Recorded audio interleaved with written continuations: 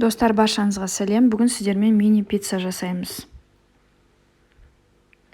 Ең бірінші бізге жылы су қажет. Жылы суға дрожж, тұз, қант қосып, бетіне кішкене ұн сеуіп, 5-10 минутқа қойып қоямыз.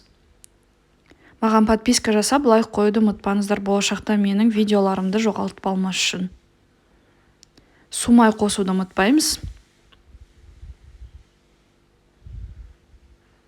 Міне 10 минут өтті, ақырындап ұн салып араластырамыз.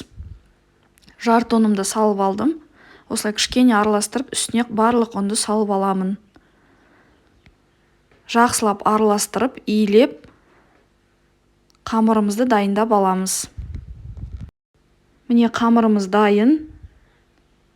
Жарты сағатқа бетін жауып қойып қоямыз. Көтерілген қамырымызды 6-ға бөліп, домалақтап, күлшелеп қойып қоямыз. 10 минут қойып қоямыз. 10 минут қойғаннан кейін начинкасы дайын начинкаларын қоса береміз. Өзіңіз қалаған начинка қоссаңыз болды. Міне осылай домалақтап алдым.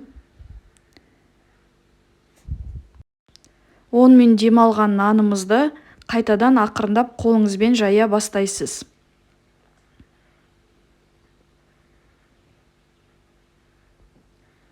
Кішкене ұн сеуіп, осылай қолыңызбен домалақтап жая бастайсыз. Бұл 6 мини пиццаға арналған рецепт. Видеоның астына сіздерге толық рецепті жазып өтемін. Кетчуп қосып, үстіне қалаған начинкаңыз, мен колбаса қостым, үстіне сыр септім. 20 минут духовкаға саласыз, 180 градусқа. Міне пиццаларымыз дәмді, өте әдемі болып шықты.